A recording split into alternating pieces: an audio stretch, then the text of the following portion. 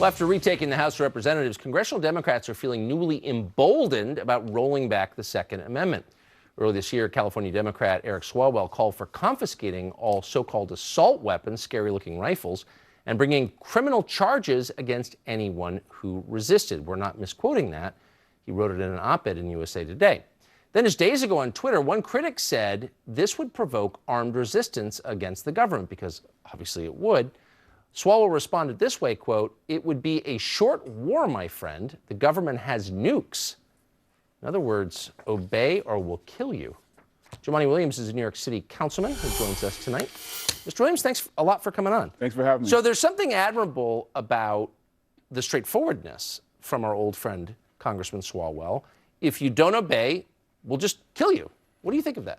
Come on, Tucker, we all have to get to a place where we can have a conversation about what's happening in this country, and have a respectable one. So, do you think threatening people with violence is a good way to get to that no, place? I don't think that's the good way to have a conversation, nor do I think having a conversation about guns not being part of the problem is a good way to have a conversation. So we should start with guns are a part of the problem and figure out how to deal with it. Okay, but when a sitting U.S. and by the way, we know Swalwell very well. Sure. I personally like him. We asked him to come on to respond directly. I should say that. But when a sitting U.S. congressman says, you know, if you don't like it, if you're going to resist in any way, we'll just drop your nuclear weapons on you. We don't even threaten our martial enemies with that. I mean, that's a bit much, no? Well, first I was remiss, you know, prayers and peace of comfort for the victims of the Chicago mass shooting. But like the mother of a victim that happened in California who said she was tired of prayers, she wanted action. We have to have actionable items. And so I don't consider nukes on people who have guns an actionable item, but there are actionable items. And so you are the moderate for the first time. I don't know about the moderate. Well, you're against killing American citizens, so that that's a moderate. That puts you in the moderate category. So let me just ask you this. So here's my confusion. I have no problem trying to disarm people who are threatening. The problem I have with gun confiscation is that it punishes people like me who pose no threat at all, and many millions of other Americans who have no criminal record, no intent to harm anybody, want guns for self-defense. And it says to them, you're a criminal now because you have a gun that we think looks you scary. Have jumped to confiscation. Well, but no, Eric Swalwell, who's a member of the Intel Committee, is a powerful But we should have member. a conversation about, one, is there an issue with guns in this country, and what do we do with that? And the actionable items are quite clear. One, we can address loopholes in assault weapons and high-capacity magazines.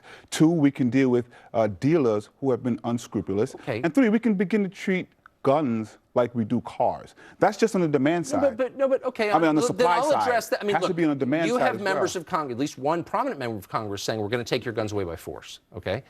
So apparently you're not calling for that, though. We both know you're secretly for that. But we don't both know that, but okay. Okay, but I believe you're for that. I believe you many can on the believe left. what you like. I'm here to have a discussion. Are you for that? On the issue? No. Listen. Good. We should have a discussion. Okay, then let's talk about magazines. Sure. You say high capacity. I think that means any more than 10. If I have a magazine that has 15-round capacity, why is it a threat to anyone? We have to start with, and I'm repeating this again, with everyone agreeing that guns and the access to guns are an issue in this country. Well, how about this? I don't agree with that. You do not. I think a gun is a tool, and in the hands, like any tool, in the hands of someone with malintent, it's very dangerous. So I don't have this. malintent. So would I be forced to give up any magazines that I had that exceeded the capacity? I will say this. If a hammer killed 33,000 Americans every single year, we would be screaming and yelling, let's regulate hammers. Guns are only made for killing. What I'm saying is let's at least treat guns how we treat vehicles. But you're speaking theoretically, and I want to speak tangibly. I'm speaking specifically. So there are millions upon millions of so-called high-capacity magazines out there. They're in circulation, tens of millions of them. What do we do with those? So I mentioned three things. I mentioned dealing with the high-capacity magazines and the assault weapons. I mentioned the loopholes of gun dealers. Stick with the magazines. But I mentioned also treating guns like we treat vehicles. That's just on the supply side. Okay, but I'm sorry to press you for specifics, but since this is what you do, let me press you. There are tens of millions of magazines that fit more than 10 rounds in circulation. normal people with no criminal records own them. What do we do with them? I tell you what, in New York City, we're the safest city of guns we've been since 1951. I've been a leading voice in dealing with gun violence in New York City. Oh, so you won't answer the question. That's why nobody trusts the gun people, because we know that you're gun grabbers because you're not straightforward. Guns, again, part of the gun violence problem. I asked you this last time, you wouldn't answer What would you do it. with the magazines? But is that not a fair question? But no, we have to start from someplace where we all agree. No, but we you don't. want to die? We absolutely no, tell me do. what you think, and then maybe you can convince me. The way you start, we'll never have a conversation. So I want to start from having a conversation. You need to lie to me first, No. and then, you're not going to answer a straightforward adult question. Are you? I'm not lying at all. No, I'm asking, are you going to answer a straightforward question? I'll answer any question. Are guns a part of gun violence in this country? Well, of course, they're the tool that is used very often to commit violence. So we have to start from that point. Finally, that's fine. Thank you for agreeing. Thank you for agreeing. If I have a high-capacity magazine in my possession, your definition of high capacity, and I don't want to give it up, will you take it from me? So let's take that one off the table. Why? What about the other two? Wait, why are we Because taking you that like one to on? stick on the one that will prevent the conversation. I'd like to ask from very going forward. simple factual No, questions I mentioned and three see if things. you're straightforward enough I mentioned to answer three them. things. And so the way this happens in government, people present things But why won't and we you figure answer out, that? because you want to get to a point where people will reject any conversation about dealing with guns. But I think all of our viewers know where you stand. No, the they answer don't. is, of course, I'm going to take it from you and No, they punish you don't. if you don't give it to me. The fact of the matter is we have less than 5% of the population, and we own all the half of civilian guns and 30% of mass shootings. But thank you for agreeing that guns are a part of gun violent problems in America. Next time we have a conversation, I we can get to the always fix. say what I think. In contrast to you, I will say, I always Mr. say what I Councilman, think as well. Thank you for joining us. Thanks for having me. Appreciate it. Cole Noir is an NRA TV host, and he joins us tonight. Mr. Noir, thanks a lot very much for coming on. So I'm starting to get the sense that confiscation, clearly the goal, because there's no other goal that makes sense. You can't, if there are tens of millions of so-called assault rifles in circulation and many tens of millions of these so-called high-capacity magazines, you're never going to solve the problem that the left believes is responsible for gun violence unless you take those away, right? It's the only logical conclusion.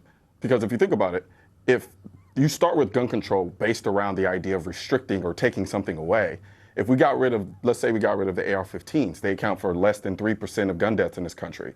Right. So let's say we get an assault weapons ban, right? At that point, all right, let's say another shooting happens like the one we just had recently in California where he used a handgun. Then they'll be telling us, you know what, that didn't work, so now we need to do something more strict, which is ban firearms. So inevitably, it's always a race to total and complete confiscation, but they never want to admit that. They want to act like they're being reasonable and say, no. We just want to get rid of the big scary guns. But it's like, the big scary guns aren't the problem. They account for less than 3% of gun deaths. But 80% of gun deaths in this country are committed by way of handguns. So if you honestly believe that the tool is the issue, why aren't you addressing the handguns? Well, that's a very smart point, and one that I plan to bring up next time we speak to someone on the other side. But my question's even broader than that. Why, in a chaotic and increasingly chaotic world, the one that we live in, would you want to disarm normal law-abiding people? What threat do they pose? I think there are two different dynamics going on here. I think there's one dynamic which is composed of people who are just generally ignorant about firearms. And then I think there's another dynamic of people who are generally have an agenda to gain more control and to push the idea of reliance on government. And it sounds conspiratorial, but it's not. Because if I'm self-reliant in my ability to protect myself, my natural inclination is not to depend on the government to be there when something goes wrong. Right. And you can't push the necessity of government if you have a populace of people who understand and embrace the idea of self-reliance, especially when it comes to protecting your life and your family. And so the people on the side of the... Go ahead. No, I'm just complimenting the point. It's deep. So what you're saying is that many people on the periphery of the conversation just haven't really thought about it, but the people who driving the conversation who have thought about it do have an agenda. Absolutely. It's one of those things where... Go ahead, sorry. No, that's it. I'm just impressed. I hope you'll come back and join us again. Thank you. Absolutely. Thanks.